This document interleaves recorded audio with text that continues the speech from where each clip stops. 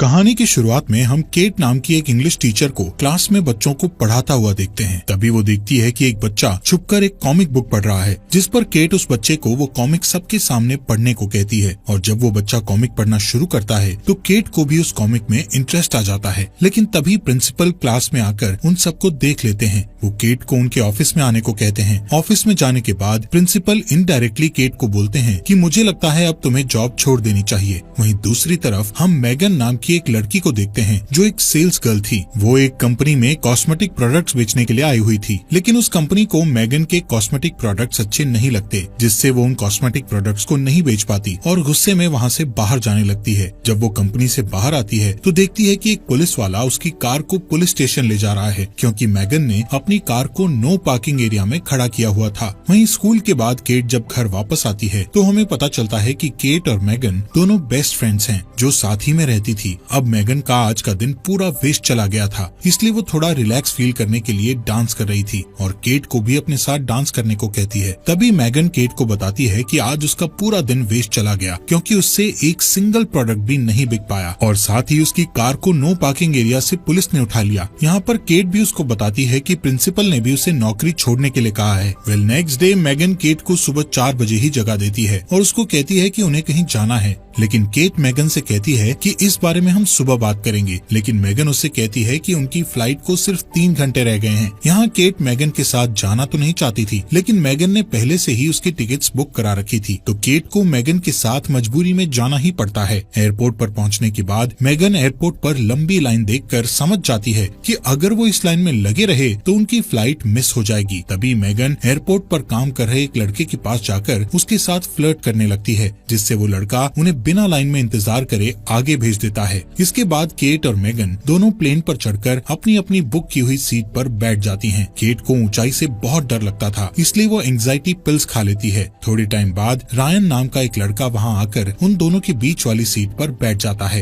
Ryan एक fire fighter था, इसलिए उन दोनों को ही रायन बहुत ज्यादा पसंद आता है, जिससे मैगन और केट दोनों ही रायन के साथ फ्लर्ट करना शुरू कर देती हैं। लेकिन ज्यादा एंजाइटी पिल्स लेने की वजह से केट थोड़ी देर बाद बेहोश हो जाती है। तभी प्लेन का कैप्टन एक अनाउंसमेंट करता है कि फ्लोरिडा में भारी तूफान आने की वजह से वो प्लेन को सेंट लुई में लैंड करा रहे हैं। अब यहाँ पर अगली फ्लाइट के शेड्यूल होने तक मैगन और केट सेंट लुई के एक शेरेटन नाम के होटल में रुक जाते हैं। होटल के रिसेप्शन पर पहुंचकर मैगन को पता चलता है कि उसका बैग एयरपोर्ट पर ही कहीं खो गया है। इस बात से वो अपसेट हो जाती है। फिर भी वो दोनों अपने रूम में जाने के लिए लिफ्ट में चढ़ने लगती हैं कि तभी वहाँ उन्हें रायन मिलता है। रायन के पूछने पर मैगन उसे बताती है कि हम यहाँ पर अपनी फ्रेंड की शादी के लिए आई हैं। साथ ही वो रायन से भी पूछती हैं कि तुम यहाँ पर क्यों आए हो, जिस पर रायन उन्हें बताता है कि वो भी शादी में कुछ दिन बाकी होने की वजह से वहाँ पर रुका हुआ है। यहाँ पर रायन उन दोनों से शाम को उसके साथ ड्रिंक पर चलने के लिए पूछता है, जिसके लिए वो दोनों हाँ कर देती हैं। अपने रूम में पहुँचने पर मैगन केट से कहती है कि मेरा बैग एयरपोर्ट पर रह गया है, इसलिए मेरे पास अब शाम को पहनने के लिए कुछ भी नहीं है, तो क्या तुम अपनी ड्रेस मुझे दे सकती हो। केट उसे ये कहते हुए मना कर देती है कि मेरे पास भी सिर्फ एक ही ड्रेस है। शाम को केट मैगन को बिना बताए रायन से मिलने अकेले ही चली जाती है। रायन केट से मैगन के बारे में पूछता है। केट उसे कहती है कि मुझे नहीं पता मैगन क्यों नहीं आई। यहाँ पर वो दोनों बात कर ही रहे थे कि तभी रायन मैगन को आते हुए देखता है। मैगन एक ट्रेडिशनल ड्रेस पहनकर आ रही थी। रायन मैगन को इंडियन ड्रेस में देखकर सरप्राइज्ड हो जाता है, क्योंकि इंडियन ड्रेस में वो बहुत ही ज्यादा खूबसूरत लग रही थी। तभी वो न्यूज में देखते हैं कि फ्लोरिडा में तूफान और भी ज्यादा भयानक हो गया है, जिससे उनकी फ्लाइट और भी ज्यादा लेट कर दी गई है। इस न्यूज को सुनकर रायन बहुत परेशान हो जाता है। अब रायन को थोड़ा रिलैक्स फील कराने के लिए केट और मैगन उसके सामने डांस करती हैं, लेकिन डांस करते वक्त मैगन बहुत एक्साइटेड हो चुकी थी, जिससे उसकी ड्रेस नीचे गिर जाती है। इसके बाद वो तीनों वहाँ से होटल वापस जाते हैं। अपने रूम में जाते वक्त मैगन केट से लड़ने लग जाती है कि तुम रायन से मिलने अकेले क्यों चली गई थी, क्योंकि वो दोनों ही रायन को पसंद करती थी। अगले दिन मैगन रायन से कहती है कि हम तीनों को हॉट एयर बलून की राइड लेनी चाहिए। अब क्योंकि केट को ऊंचाई से डर लगता था, इसलिए वो उनके साथ जाने से मना कर देती है। इसी बात का फायदा उठाकर मैगन रायन से कहती है कि फिर हम दोनों को ही हॉट एयर बलून के लिए जाना चाहिए, लेकिन केट मैगन को अकेले रायन के साथ हॉट एयर बलून पर नहीं जाने देना चाहती थी, इसलिए ऊंचाई से डर लगने के बावजूद भी वो हॉट एयर बलून पर जाने को तैयार हो जाती है। बलून का कैप्टन थोड़ा ऊंचाई पर पहुंचते ही उनको बताता है कि वो 500 फीट की ऊंचाई पर पहुंच गए हैं। ये सुनकर केट और भी ज्यादा डर जाती है। केट को डरता देखकर रायन उसको शांत करने की कोशिश करने लगता है, लेकिन इसी बीच मैगन शैंपेन की बोतल को खोल देती है, जिससे उस बोतल का ढक्कन सीधा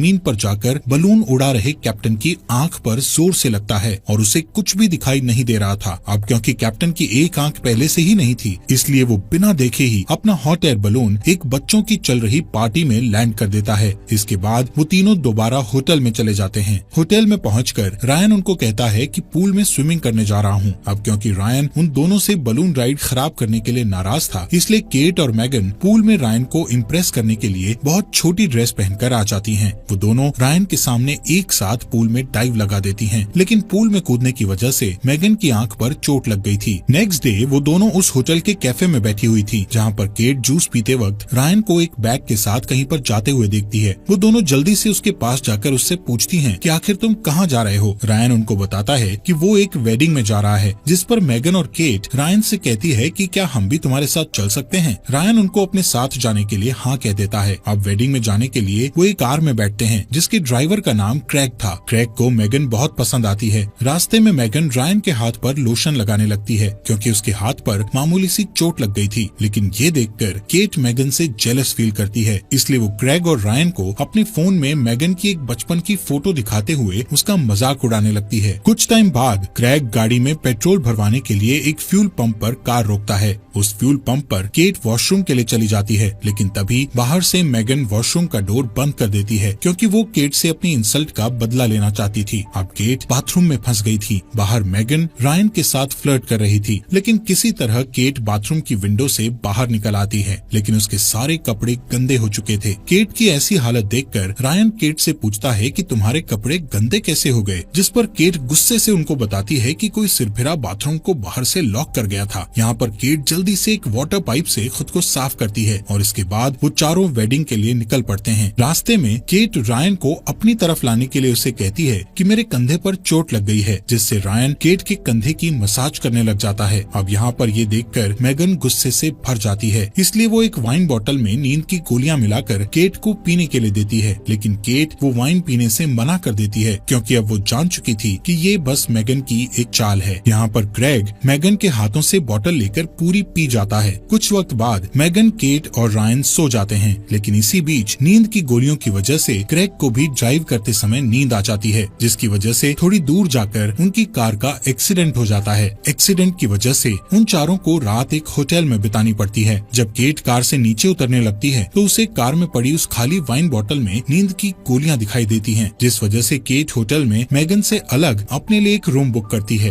होटल में देर रात को जब केट एक वेंडिंग मशीन में अपने लिए कोल्ड ड्रिंक लेने आई हुई थी, तभी उसे वहाँ रायन मिल जाता है। रायन केट से कहता है कि मैं हर समय मैगन के साथ होने की वजह से तुमसे प्राइवेट में बात नहीं कर पा रहा था। इतना कहते ही रायन केट को किस कर लेता है और फिर वो दोनों रूम में जाकर इंटीमेट हो जाते हैं। वहीं दूसरी तरफ मैगन लोकल बार में अकेले बैठकर ड्रिंक कर रही थी। तभी क्रैग उसके पास आकर बैठ जाता है। वो दोनों कुछ देर तक एक दूसरे से बात करते हैं। नेक्स्ट मॉर्निंग ब्रेकफास्ट करते हुए मैगन केट से कहती है कि हमें एक लड़के यानी रायन के लिए अपनी फ्रेंडशिप खराब नहीं करनी चाहिए। बातों बातों में मैगन केट को ये भी बता देती है कि वो रायन के साथ कल रात होटल रूम में इंटीमेट हो चुकी है। ये सुनकर केट हैरान होकर कहती है कल रात रायन मेरे साथ भी इंटीमेट हुआ था, जिससे वो दोनों एक दूसरे पर बहुत गुस्सा करती हैं कि तुम मेरे बॉयफ्रेंड के साथ इंटीमेट हो गई। उनकी बात इतनी आगे बढ़ जाती है कि वो दोनों एक दूसरे से हाथापाई करने लगती हैं। इसी हाथापाई के बीच उन दोनों के ऊपर एक कबर्ड गिर जाता है। तभी वहाँ से गुजर रहा क्रैग उनके ऊपर से कबर्ड उठाता है। यहाँ पर केट और मैगन ने होटल का काफी नुकसान कर दिया था, इसलिए उस होटल का मालिक वहाँ पर पुलिस बुला लेता है। क्रैग पुलिस को बताता है कि रायन नाम का लड़का एक वेडिंग में टाइम पर पहुँचने के लिए उसकी कार ले गया है। साथ ही में जब क्रैग रायन का गूगल पर प्रोफाइल चेक करता है तो उसे पता चलता है कि जिस शादी में वो जा रहे थे वो और किसी की नहीं बल्कि खुद रायन की ही थी। अब ये बात सुनकर केट और मैगन का गुस्सा 7वें आसमान पर पहुंच जाता है कि रायन ने उन दोनों का ही फायदा उठाया है।